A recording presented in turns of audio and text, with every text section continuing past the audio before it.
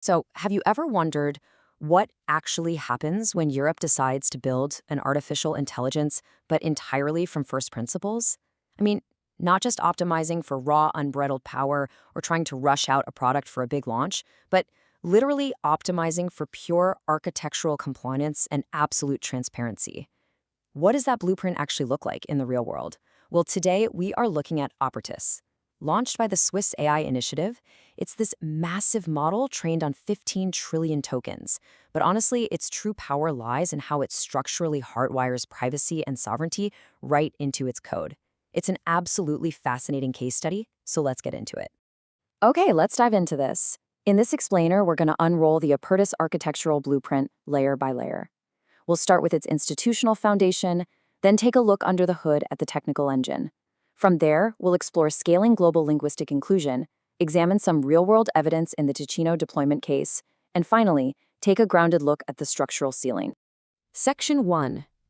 Institutional Foundation, the Federal Research Model. To truly get Apertus, we really have to look at where it comes from. This wasn't cooked up in some Silicon Valley garage, and it definitely wasn't rushed out by a venture capital boardroom. It was built by the Swiss AI initiative, which is this huge collaboration between leading Swiss federal research institutions, places like EPFL, ETH Zurich, and the Swiss National Supercomputing Center. Now, when you compare their federal research model to your typical venture-funded commercial AI labs, the differences are just night and day. Think about it. Commercial labs are totally driven by quarterly product cycles, closed commercial APIs, and they usually just sort of slap compliance on at the very end as a policy layer.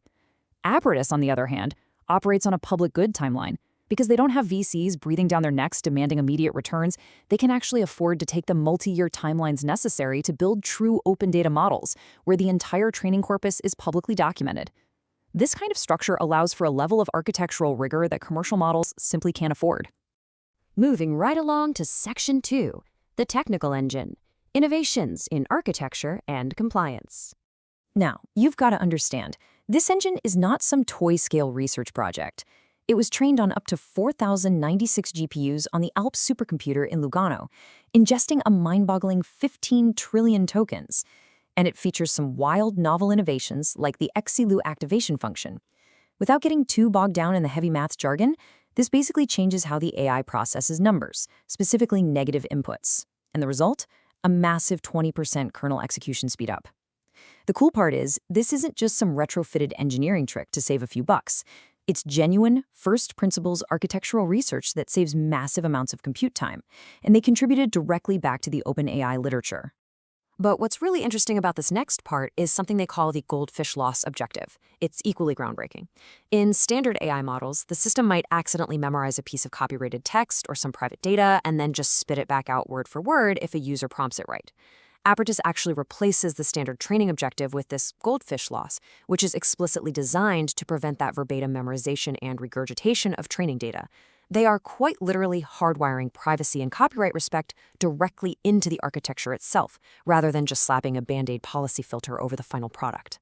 And that brings us to their most significant technical policy innovation, retroactive opt-out compliance. Think of it like this. Imagine you have a front lawn and someone walks across it.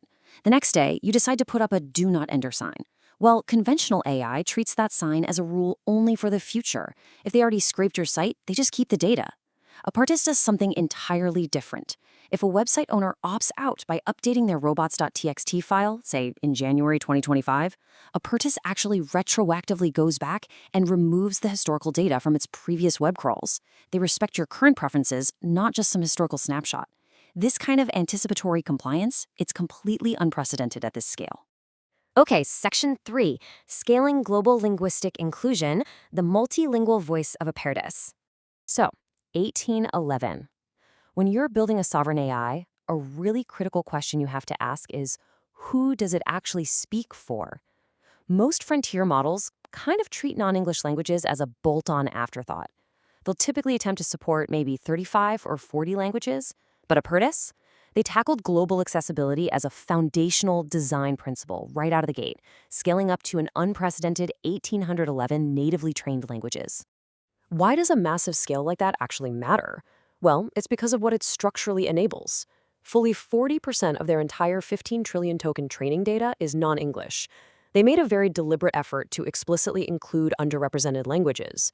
To give you an idea, it natively supports Romansh, which is Switzerland's fourth official language, but it only has about 60,000 speakers worldwide. No commercial model even attempts this at scale.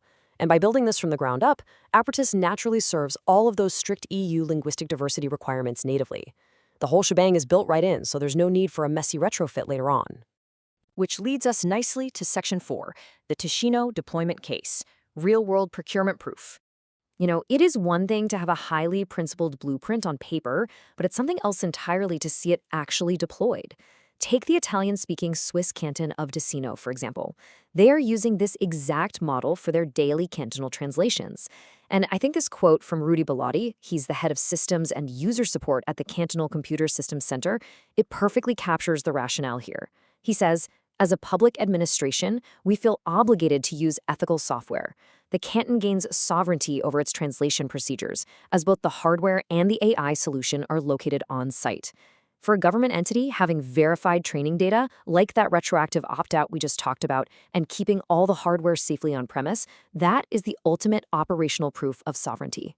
So the crucial point here is that the Canton of Ticino was originally using Mixtral, which is a highly capable commercial frontier model, but they deliberately made the choice to migrate away from it, moving to a fine-tuned Apertus 8B model instead. Why? Well, because while Mixtral has incredible raw capability, Apertus gives them deep architectural compliance, true data sovereignty, and that retroactively accountable training data. When you're dealing with regulated public sector procurement, those structural guarantees easily trump raw benchmark scores every single time. Finally, Section 5, the structural ceiling, the benchmark reality. Look, we need to be incredibly honest about the empirical trade-offs here. All of this intense architectural rigor, the Goldfish laws, the massive multilingual prioritization, it absolutely comes at a cost. If you look at the rigorous MLLU Pro benchmark, the Apertus 8B and Struct model scores 31.14%. When you compare that to typical US frontier-class models, which are regularly hitting 70% or higher, yeah, the structural ceiling is very, very real. It makes sense, right? When you allocate compute power to learning 1,811 languages and actively forcing the system to prevent memorization, you are going to sacrifice some of that raw English language reasoning capability. Apertus is incredibly principled, for sure, but it doesn't close the capability gap with the massive commercial developers. So what does this all mean for us? As we look at this architectural blueprint, it really challenges us to decide what we truly value most in the tools we deploy. Apertus absolutely proves that you can build sovereign AI from the ground up, but it also lays bare the necessary compromises you have to make along the way. Thank you so much for joining me for this explainer. As we move forward into this new era, we've really got to ask ourselves, in the future of regulated AI, will raw capability always win out, or will this deep, built-in architectural compliance become the ultimate competitive moat?